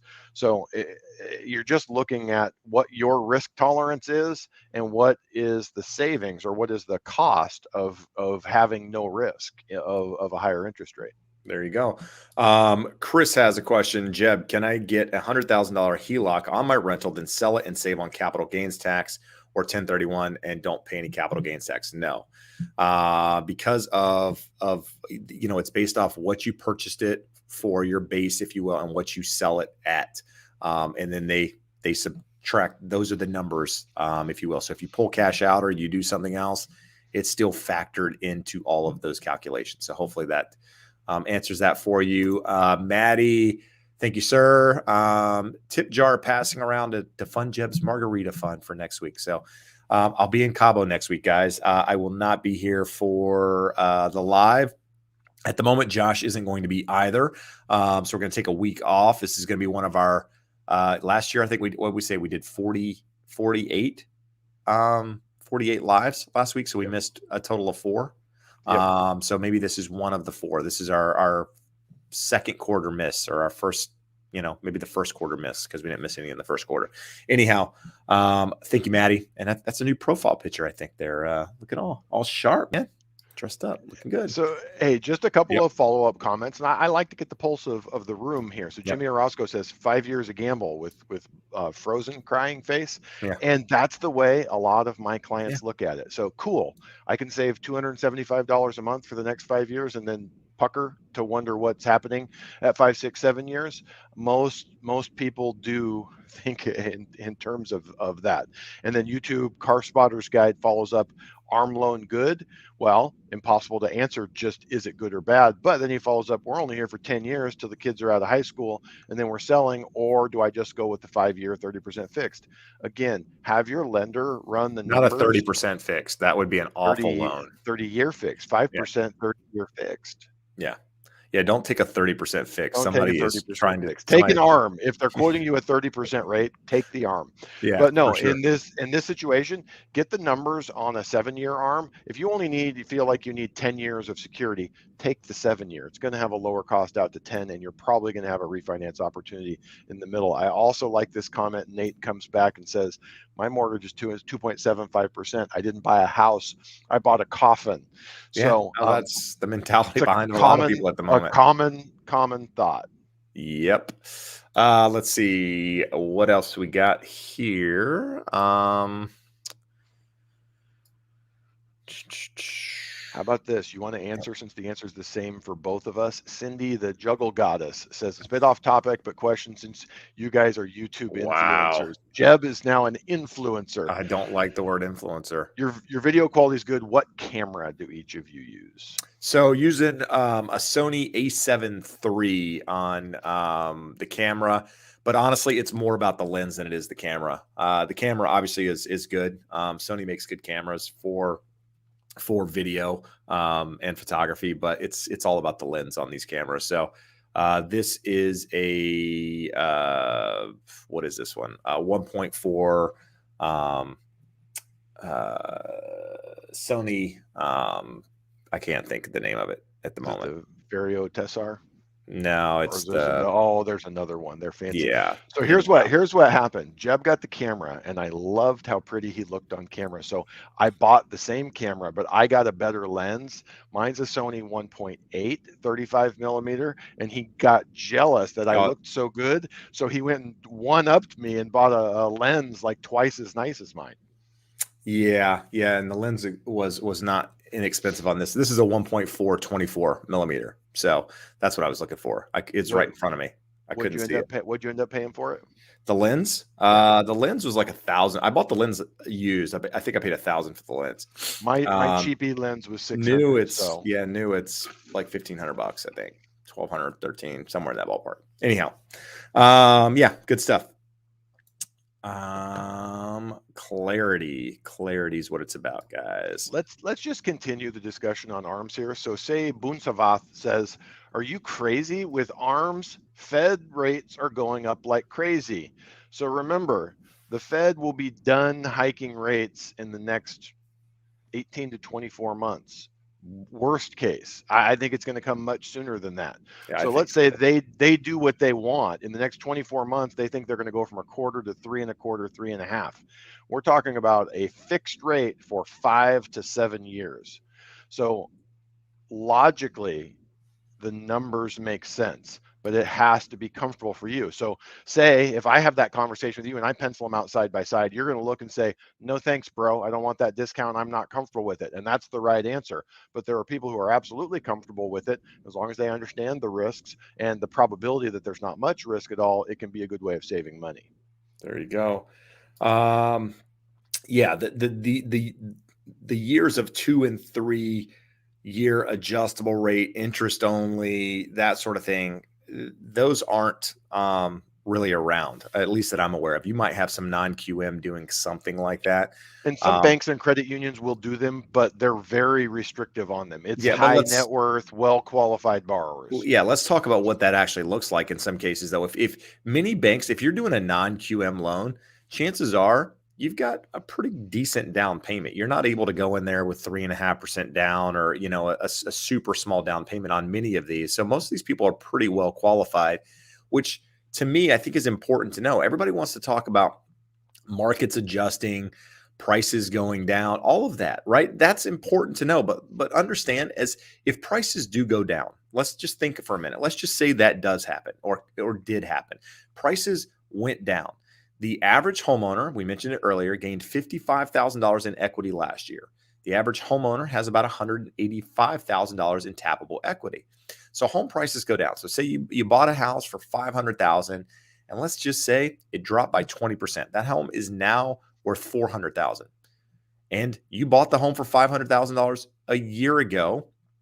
That home is now, well, we won't even factor in the appreciation during that time. So you have, the down payment. Say you did FHA, you only put 3.5% down on that $500,000 property, but you gained $55,000 in equity last year. So you've got equity in that property. I just went around in a circle, and I don't know that made any sense there, guys. So bear with me for a moment. What I'm saying is the property value drops. That person's payment doesn't fluctuate, right? It's a 30-year fixed payment, or a 5-year fixed in this case, or 7-year, whatever they did. Payment doesn't change. Now, let's say that person, is thinking of selling, or was potentially thinking of selling. Do you think they stay put, or do you think they sell at a lower price? My experience tells me that those people likely stay put and don't do anything until prices come back up, right? Josh has said before, prices are sticky to the upside, which means if somebody buys a home at 500,000, typically speaking, they're not willing to sell it for any less than they bought it for, unless they absolutely 100% have to. And so in this case, because of the equity gained during this period of time, most of these home buyers are sitting in a position where they have equity in their property. So, if you were one of these people that bought, and, we use the $500,000 example again, and home prices appreciated by $55,000 last year alone, that's 10% just gained in equity just in that period of time. Plus the payments they've made on their mortgage to pay down that principal, plus whatever they had initially to put down. So chances are the people aren't upside down on their mortgage. They just don't have the equity that they once had in that scenario. So what I'm getting at here is, even if you see a pullback in prices, you're not likely to see people run for the fences and sell their homes because of those reasons, because they have equity, because it's expensive to rent, because the interest rate that they've been able to lock in, and the mindset of that, not willing to let it go for less than they bought it for. Jeb, Yeah. I've liked this, because we're getting a lot of good comments and people just telling us how they really feel about this idea. So Metal Mike is here. It says 2008 to 2010, millions of foreclosures due to ARM loans. Part of it. Yeah. ARM loans were a very small part of it, and they're very different than the ARMs that we're talking about. Most of those were subprime loans, and they were fixed for only 2 or 3 years. So that many of them, I don't know what the exact number is, but like maybe not 50%, 30, 40, 50% of those were interest only. So you're paying nothing down. Not that you would pay that much down in 2 to 3 years. You were going to have to refinance out of those because they were tied to LIBOR. And the loans that we're talking about today have a very small margin on them, 1.5%, 2.5%. Those subprime ARMs had 7%, 8% margins. They were a time bomb. You could not stay in the loan. It wasn't a balloon, but it effectively was a balloon. On top of that, they were made to borrowers with very low credit scores, with no documentation, with no down payment. Those people had no opportunity. It's sort of like saying, hey, don't smoke because smokers always burn their houses down. No, smokers who leave, gasoline and open fires around their house and have a gas leak will have fires. There was so much going on there that those types of arms are very different than what we're talking about. These are going to require tighter underwriting. Nearly all of these, if you take a 5-1 arm, you don't get to qualify at that start rate. Those loans back in the day, they were qualified at your 228 or 327 start rate. Anything 5 years or less, they're adding on a payment shock factor on top of that. So you are qualifying at a lower debt to income ratio. If we're talking jumbo loans, those are going to require bigger down payments, higher credit scores, more reserves. So this isn't money for nothing. If you're a marginal buyer, no one is going to offer you an arm. This is only an option for well-qualified borrowers who understand the risk. We even get down to, I was doing a podcast or a live yesterday in a veterans group that I moderate, and we were going through the loan estimate. And I didn't realize on the third page of the loan estimate, it says other considerations. There's a statement in there that says, you are not guaranteed the ability to refinance. In the future, you may not be able to refinance out of this loan. And it reminded me of 2003, 2004, 2005, every hack loan officer on the planet. Hey, don't even worry about this. Homes are going up 10% a year.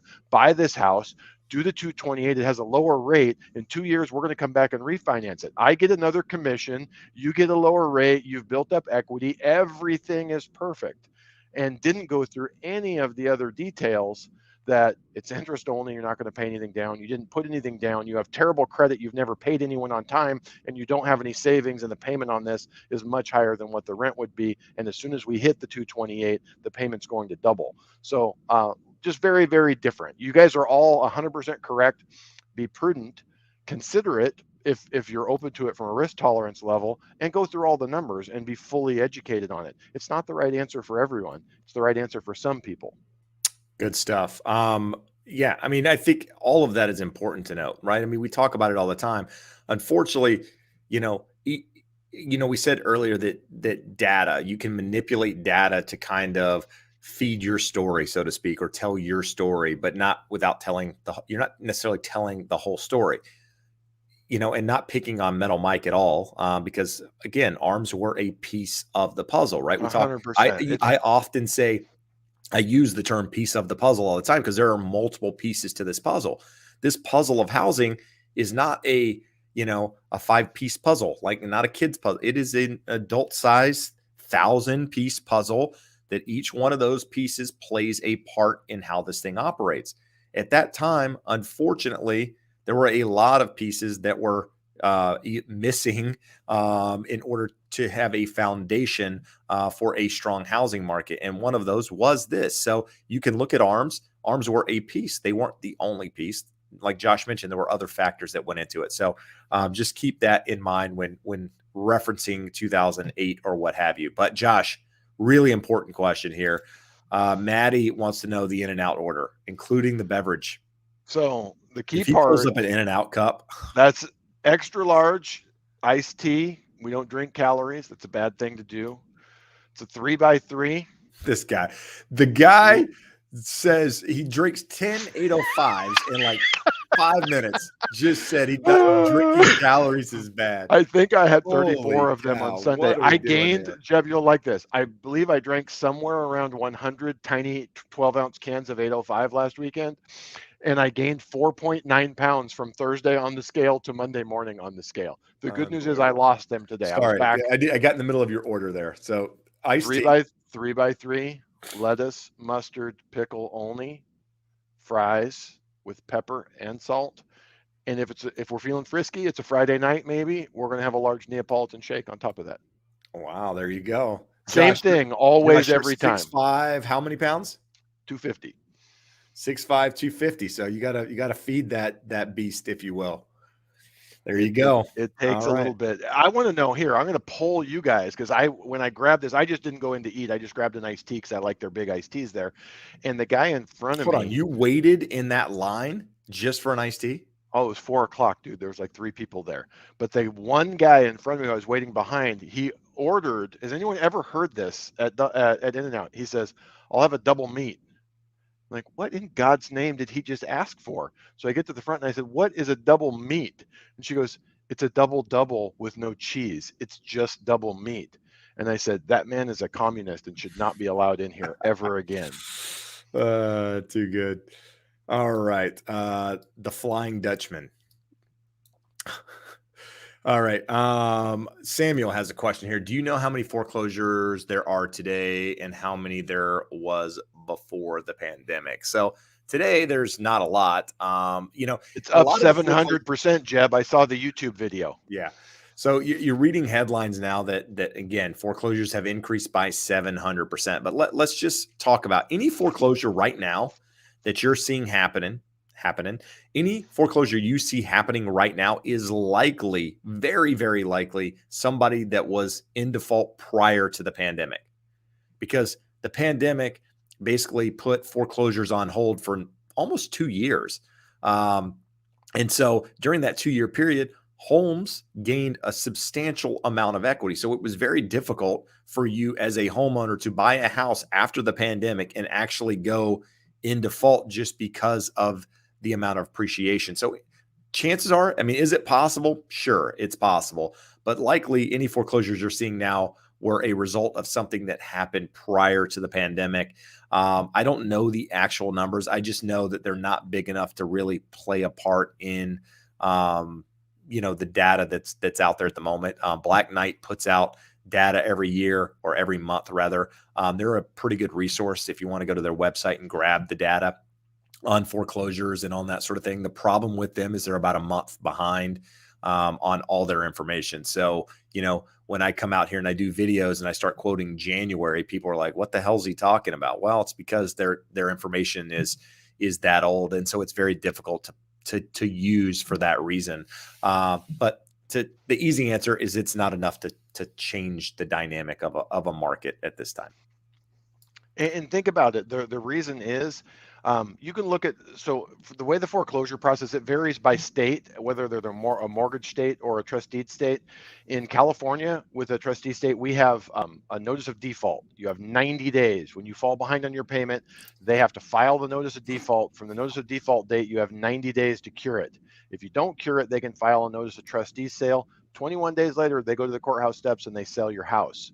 So what's going to happen? We can see an uptick in notice of defaults. We're not going to see much of an uptick in foreclosures because those people that have got in trouble, even if you went through 2 years of forbearance, home value went up more than your equity decreased while you were not making your payments. So that same person is just going to sell the home, a prudent person. I've seen people lose homes to foreclosure with equity in them that they could have sold just because they're being obstinate.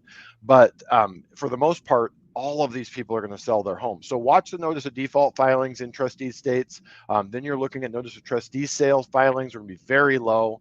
And I don't think we're going to see very many foreclosures. It will absolutely trend up, and you will continue to see insane headlines that say foreclosures up 10,000% because they went from 2 in a county to 100 in a county, which is a big, big increase, but it's still tiny relative to the numbers. So don't look at percentage changes month over month. Look at it to historical levels to see if it's an issue or a problem. We need to get where more than 10% of the homes in the MLS are foreclosure bank-owned properties before it has much of an impact on home prices. Right. And that's not going to happen anytime soon. So, Johnny, I went to click on something and it moved here. Hold on. Johnny. Do you have an opinion on commercial market as we're coming out of the pandemic, bullish or bearish? Josh, any thoughts on commercial? I have no thoughts on it. I have a friend who they have a physical therapy clinic. They've rented forever and they've decided they're going to buy. They asked my opinion. I looked at it and I go, the price seems right, but I have no gauge for, is it a little high, a little low, and I don't have much of an opinion on where it's going. If you look at a lot of businesses, the building that we're in here, we've got a lot of vacancies and it's office space, and most of the businesses in here are the types of businesses where those employees, a lot of them are working from home, so people are downsizing their offices. That type of commercial I would be a little bit concerned with, but other stuff, maybe it's great. I claim ignorance. How about that? Yeah, I mean, my brother-in-law is in the leasing space, commercial leasing space, which isn't necessarily commercial real estate in its entirety, but it's a good measure as to what businesses are doing with regards to renting space and that sort of thing. And it's still there's a lot of businesses looking for space. There's industrial space is very, very popular. Medical space, very, very popular. Office space, I honestly don't know as much. Like Josh said, businesses working from home, probably less of that. But so a portion of the market's doing very, very well. I know that because it's a growing segment of that. The industrial space and the medical space, but commercial office space is probably, if any part of it's hurting, it's probably that. But what I will tell you is there's a lot of money out there in the commercial space looking to buy different, aspects of commercial real estate. I mean, we talked on the show here before. There's been 2 mobile home parks in Huntington Beach area that have sold for a significant amount of money. And you might say, well, that's not commercial, it's residential. Yeah, but when you're talking 50 something million dollars, I mean, that's big money.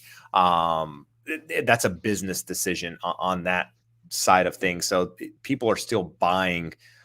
There's still a lot of money out there is what I'm saying. It's just that the whatever they're looking at has to be able to produce some sort of return. So I think from a buying office space and buying, because Josh, this complex sold right in the pandemic, right? I mean, it was right in the middle of it. So that was, and this is, I don't know what it ended up selling for, but this was a big number on this. So I think, I think there's transactions still happening out there. I'm seeing, and even with them. Happen. So this complex is 1, 2, 3, is it 4 or 5 buildings? But their plan is they're going to doze one. 5, yeah.